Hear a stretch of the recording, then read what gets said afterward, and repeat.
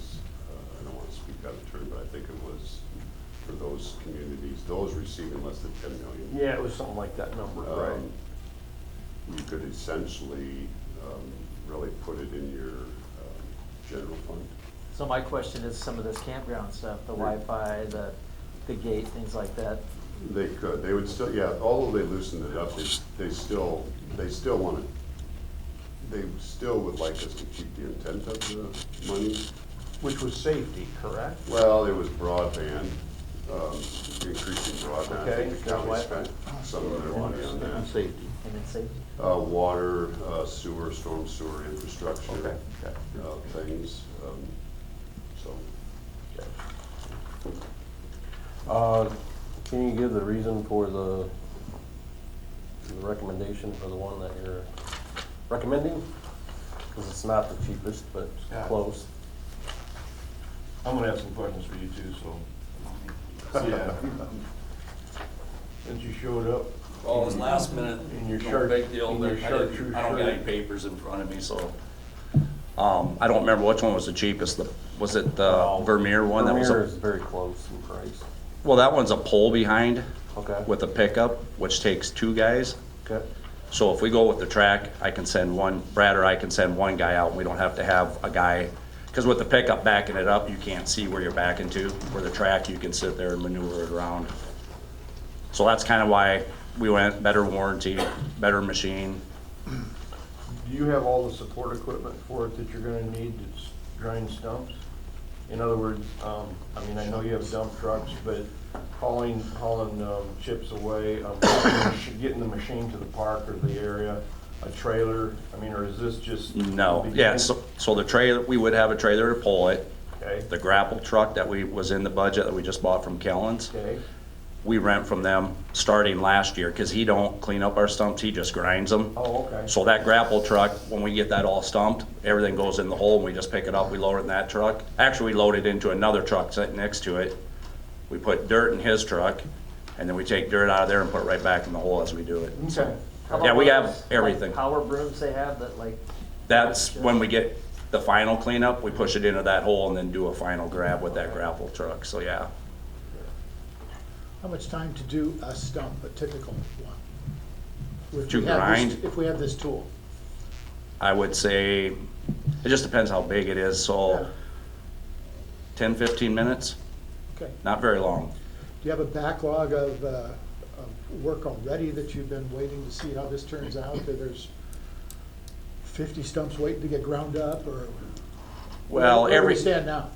Well, right, every year we take, 20 to 30 trees down. Yeah. So then we just hire that out to Kellen. He comes in, grinds them, and then when he grinds them, we just finish up, follow behind him, but we don't, So we're not behind right now? no, well, there is a few stumps out there that we take down where the trees were dangerous, so we get them down right away. So yeah, we have one on Central. I don't remember where they're all at. I would say 6 stumps, maybe somewhere in there. I have something you could practice on with this. Like But we're anticipating a couple hundred a year, right, Jason? Yeah, or We're hoping if to, they have time, yeah. if we're hoping, our goal is to get probably 200 down a year. But we won't be taking trees down for the most part. We're gonna try. Okay. Not- We used not to. the very large ones. Yeah. Well, the great big ones, we might have, I think Brad's talked to Kellen, but when I first started, we averaged 100 trees a year taken down. So that's just in the winter time. Okay. We got the grapple truck and we got a bucket truck, so. Yeah, we look at it as, okay, if you're gonna spend this money, do we want a piece of equipment that's paid for that we can use for the next 10, 15 years instead of, just throwing that money, not throwing it away, but stuff's getting done. But My biggest concern was support equipment for the equipment. yeah, no, we should have everything. Should have pre-work, everything. Yep. Okay. Thank you. I'll make a Okay. motion approving the purchase of a stump grinder using ARPA funds at an estimated total cost of $70,699 I'll second that. and 20 cents. Forget it. That's too much. I'll second I'll that. throw in the 20 cents. We have a motion and a second. Any further discussion? Seeing none, all those in favor say aye. Aye. Opposed? Motion carried. Moving on to the community development plan. So Lamar's Community Development Plan Steering Committee, in partnership with ISG, has completed the Lamar's Community Development Plan. Danielle Probst from ISG will present an overview of the plan and answer any questions. The plan has been provided separately, and this does not look like Danielle. This is Mark Gall is here to comment on that. So the Lamar's Community Development Plan Steering Committee recommends that the city accept and adopt the Lamar's Community Development Plan. Yes, Danielle will give a presentation here shortly and go over everything, give an overview of the plan. But just as a reminder, about 1 year ago, you guys approved hiring ISG, and Rob put together a steering committee to gather ideas from the community. And we started with groups and organizations, individuals, and we've been doing this for a year and refining the plan. And many of our steering committee members are here today. So by receiving and adopting the plan, that's the beginning of our work, not the end of our work. So I just want to introduce Danielle Probst from ISG to kind of give us an overview of the plan, and then the work begins.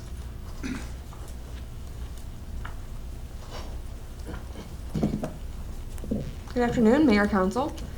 So we're going to speak about the Community Development Plan today, which is the culmination of around 10 months or so of a planning process that was community-wide and heavily engaged with the Lamar Steering Committee. My name's Danielle Probst, planner with ISG. You'll also see the other team members here that were involved from the ISG side. So just to give a planning process overview, we're talking about 10 months or so, ranging from 3 different phases that we completed, beginning with visioning and goals in phase 1 from the community engagement side. Phase 2 was the draft community development plan, so really taking the feedback that we were gathering from the steering committee and the public during those steering committee meetings, and using that to identify areas in the community and come up with preliminary concepts. So what uses would we like to see in the community, and where would those uses be located throughout the public? And then finalizing the community development plan, so taking the feedback that we received from the public during that phase, and then refining those ideas and those concepts then throughout. Here you'll see who was involved from the Lamar's steering committee throughout the process. We met approximately 7 times over the course of 8 months. You'll see that we had city officials, county officials, institutional officials, and then also business officials as well that were heavily involved throughout this planning process, providing feedback throughout before we went to the public, and then also kind of gut checking those concepts before we went to the public for those community engagement events. The steering committee was also involved in creating a vision plan during those beginning phases. So in January of 2023, we met on a icy day here at the chamber building and came up with a vision plan for what Lamar's will look like in 20 years. We decided that Lamar's will become the destination community to live, work, and play, and then also visit in the tri-state area by providing quality of life amenities that support a family-centric community. Built 8,500 total housing units in the Lamar's area to support 20,000 residents. Just for context, that would be about a doubling of population. There are about 4,300 housing units total and about 10,500 residents currently. And then increasing annual retail sales to 350 million. Again, just for context, that would be another doubling of those retail sales. And then ensuring that your infrastructure has the capacity to support that growth. So that's more of your solid infrastructure, so your water, your wastewater, your streets, and then also your quality of life infrastructure, so your schools, your daycares, kind of what makes that community fabric that really supports those population goals and then those retail sale goals as well. So looking at phase 1 then, this was the kind of getting all that information, all that feedback to really start that planning process. So this was between November and February, where we held that visioning session with the steering committee in January to really set the foundation for where are we going as a community, and then how do we use that to guide those concepts and those ideas that we'll be showing the public throughout the process. And then we also held a series of focus group meetings with 100 plus participants that represented a variety of sectors from the community. On page 6 in the plan, you'll see a full list of who was represented during those 2-day listening group sessions. But this was just really seeking feedback from the public. So what kind of housing would you like to see in the community? What are those opportunities? What are those strengths? What are our weaknesses right now? both in housing, economic development, and then quality of place as well. And then also gut checking that vision statement that the steering committee came up with. So we're making sure again that the engagement was iterative and responsive throughout the entire process and not done in a vacuum. So taking the feedback then that we gathered from those user group meetings and the steering committee meetings to really come up with some ideas. So where are these areas in the community that we could build new housing or have new economic development opportunities or have those new quality of life opportunities, and just really starting to map out those areas in the community for those housing developments. Was it downtown? Is it on the outskirts of town? So where is that located? And that's that draft, the community development plan that was shared with the public. So we provided then 2 preliminary concepts for each of those sites that we were exploring and seeking public feedback then at an open house that was held at the Lamar's Community School District, where we had around 130 or so community members that came to that open house, and then also had another 105 residents that provided feedback online in lieu of in-person attendance. So really taking all that feedback that we gathered at that April community engagement event and then refined those concepts. So giving people 2 options, taking that feedback and then refining it into that preferred concept. So looking at where are we investing as a community, what kind of uses would we like to see in these areas, and then sharing that again with citizens at the Plymouth County Fair community engagement event in July, where we had a booth over that 5-day period and just shared a video kind of celebrating where we had come so far as a community and then seeking feedback as well on those final preferred concepts. So throughout the planning process, you'll see these plan goals, and these are again on page 8 in the plan, but really looking to bring those planning goals in alignment and establish an actionable 20-year plus strategic plan for community growth and development. So prior to beginning this planning process, we realized that the city of Lamar's had a lot of plans and a lot of groups that were doing great things for the community, but there weren't really a lot of coordination for those pieces. So really using this community development plan to get everybody marching in the same direction, to have all that momentum moving in the same direction. Also wanting to maintain that friendly community that embraces that small town charm as you continue to grow and look towards the future. Enhancing Lamar's as a destination for tourism, community amenities, and events. So realizing that you have a lot of tourism here in the community with the Wells Ice Cream Parlor, the Browns Century Theater, ice cream days. You have a lot of activities that bring people to your community. We heard about the campground earlier that brings a lot of people to your community. So how do we leverage these existing assets and really enhance Lamar's as a destination? Identifying opportunities for infill redevelopment and adaptive reuse as well. So we don't always need to build new as a community. How can we enhance those existing assets to really leverage and have those redevelopment opportunities? And then guiding infrastructure and utility investments to then support that redevelopment and growth. So it's great if we can plan for growth, but then how do we actually make sure that we have the infrastructure and utilities to support that growth? Suggesting strategies for those gateway and corridor improvements. So as part of this, we also reviewed the existing Business 75 corridor study and tied in some of those prioritizations that were recommended as part of that study into what we are recommending for the community development plan. Wanted to recommend housing opportunities that vary in type, affordability, and also density, recognizing that we need a full spectrum of housing opportunities in a community to support your workforce and your growth. Providing a diverse business base of both new and old establishments, providing a variety of arts and cultural opportunities for residents and visitors, and then ensuring the community has those civic facilities and those workforce supporting services to maintain that high level of service. So throughout the plan, you'll see that each of those kind of focus area sections are organized in a similar fashion. So each of those areas are housing, economic development, and quality of place as kind of those overarching chapters. And each of them are organized in these following kind of overarching sections. So we start out with that overview and the Vision 2045 connection. That overview kind of grounds it. So where are we getting this information that we're recommending? It's coming from those community engagement events. It's coming from those user group meetings and the feedback that we're hearing from the public. And then also we're tying that to that Vision 2045. So how are we connecting the housing recommendations then to that housing goal that we're establishing in that Vision 2045? Also providing those supporting data and demographics. So it's great if we can plan it in a vacuum, but is it actually connected to peer communities that we're looking at, or census data that we can use to kind of ground some of those recommendations? Then providing those preferred concepts. So throughout, you'll see that each of these sections has a series of preferred concepts that were developed through that iterative process, seeking community engagement throughout, that are located throughout the community. And this includes a variety of uses, and then also pedestrian and trail connections as a consideration as well. And then implementation recommendations. So these vary from policy updates to partnership opportunities to grant and loan funding opportunities as well. So here you'll see some of those housing preferred concepts, and these were the sites that were studied for that. Those economic development preferred concepts, noticing that those interchanges along Highway 75 were identified as a key economic development driver in the community.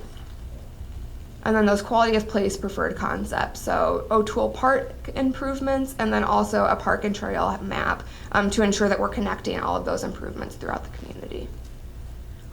So in addition to those kind of three overarching sections, we also realized that tourism and downtown were also key drivers in Lamar's and key economic drivers in Lamar's.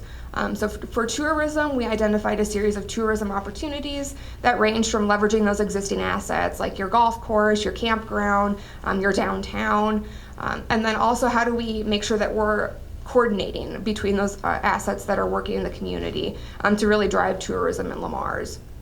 For downtown, throughout the community engagement event, we heard that downtown's kind of having a renaissance right now, and how do we continue that momentum? So we had some recommendations that range from design guidelines to a facade improvement program to parking considerations to pocket parks, and those were the main ideas that we heard from the public that they really would like to see in downtown Lamar's. So kind of looking ahead then for how do we actually implement the community development plan? So kind of step one is city council consideration adoption today. Step two then is prioritizing the projects that we identify in the community development plan.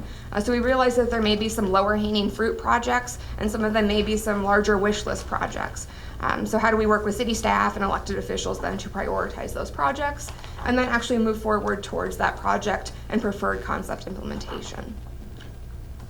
Any questions concerning the community development plan?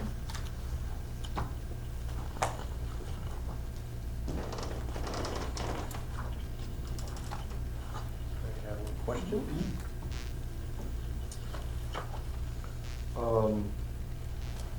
So by adopting it, we're not approving any project, correct? We're pretty much approving the concept. Correct. You're improving the plan as a framework then to adopt and implement future projects down the road. Because all projects would come individually.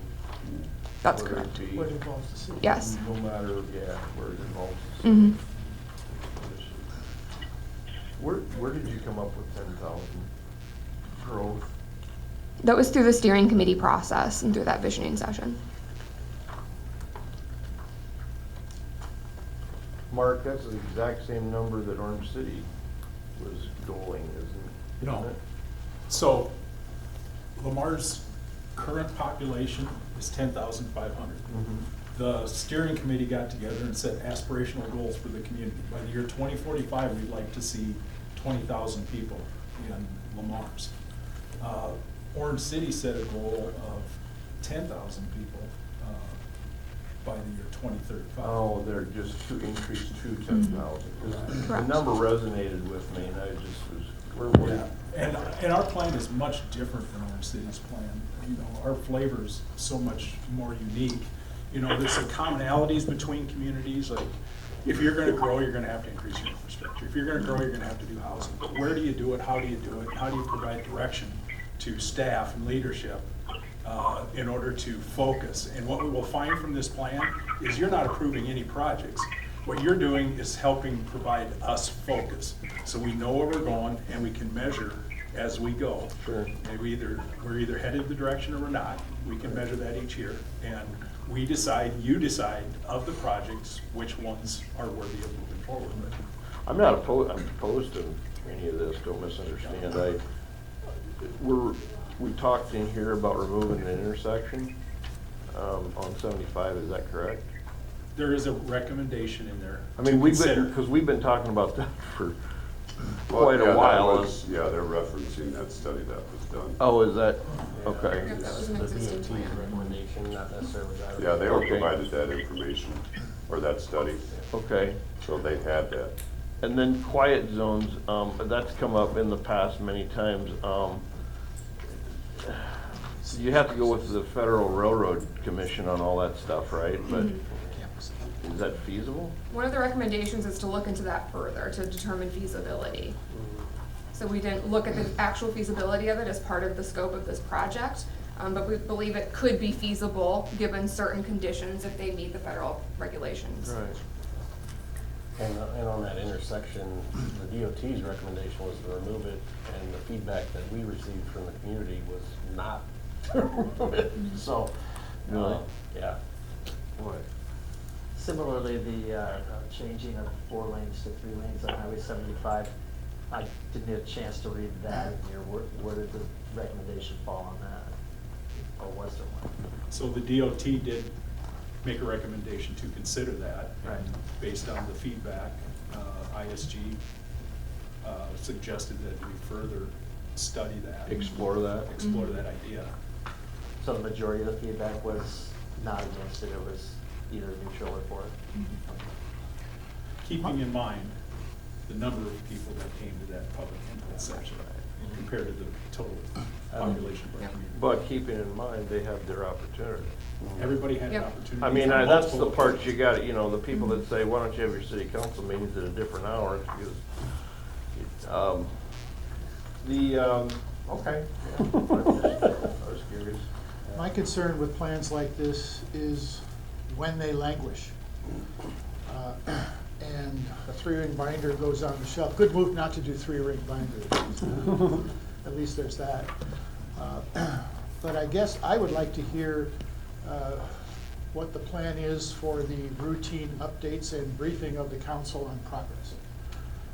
That's a good question, and that's the important part of this entire planning process. So I was brought into this position to, you guys decided to go a different direction when it came to community development.